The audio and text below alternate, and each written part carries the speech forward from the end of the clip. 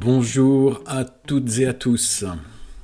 Vous l'aurez sans doute remarqué, au niveau des dessins, les retraites, la réforme des retraites, les manifestations, on en a bien mangé. Alors qu'est-ce qu'on fait quand on commence à sécher un petit peu? Eh bien justement, cette semaine, on va utiliser l'anti-sèche du dessinateur.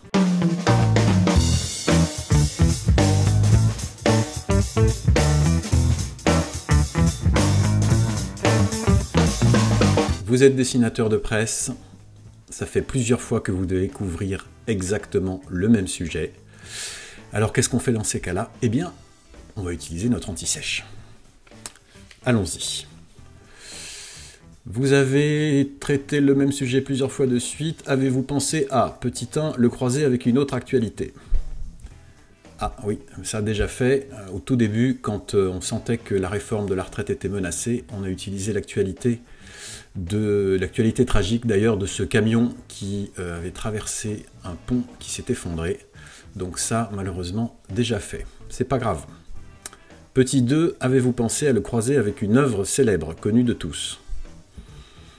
Oui, alors ça, déjà fait, parce qu'on a utilisé un film, en l'occurrence La Fureur de vivre, pour montrer le caractère jusqu'au-boutiste et du gouvernement et des syndicats, avec deux voitures qui se précipitaient vers une falaise, et sachant que celui qui perd, c'est celui qui freine en premier.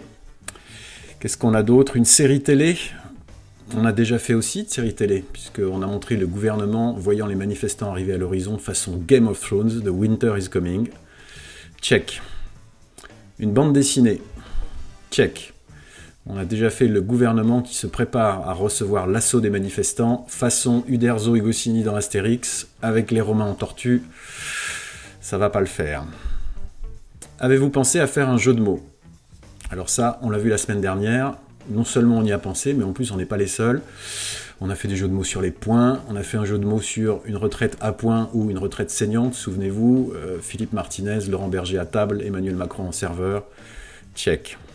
Avez-vous pensé à donner le point de vue de tous les protagonistes? Alors le point de vue du gouvernement, on a fait, puisqu'on a montré Édouard Philippe et Emmanuel Macron qui parlaient de la retraite d'Emmanuel Macron. Le point de vue des syndicalistes, on l'a fait avec le costume des retraites trop petit. C'était hier. Philippe Martinez chez le tailleur Édouard Philippe et le costume est bien trop serré. Le point de vue des manifestants, on l'a fait. Les manifestants qui ont l'impression que le gouvernement essaye de les calmer en lâchant, en faisant des concessions, donc en lâchant de l'argent. C'était le Canadair gouvernemental qui survolait la foule. Qu'est-ce qu'on a d'autre? Le point de vue des usagers, on l'a fait aussi, check, avec ce dessin d'un usager qui allait acheter des jeux de hasard. On avait d'ailleurs commenté ça dans un des numéros de Tête à Cac, et qui voulait aussi acheter un billet TGV Inouï, un peu comme au loto. Et enfin, le point de vue des autres, ceux qui ne sont ni manifestants, ni spectateurs, bref, ceux qui sont chez eux et qui regardent tout ça, eh bien c'était ce matin. La sensation qu'ils ont, ou qu'ils vont avoir peut-être tout à l'heure en écoutant Édouard Philippe, c'est le gouvernement qui se met progressivement à poil, donc ce dessin avec un petit numéro de pole dance de notre Premier ministre. Check. Et je suis à la fin de mon anti-sèche.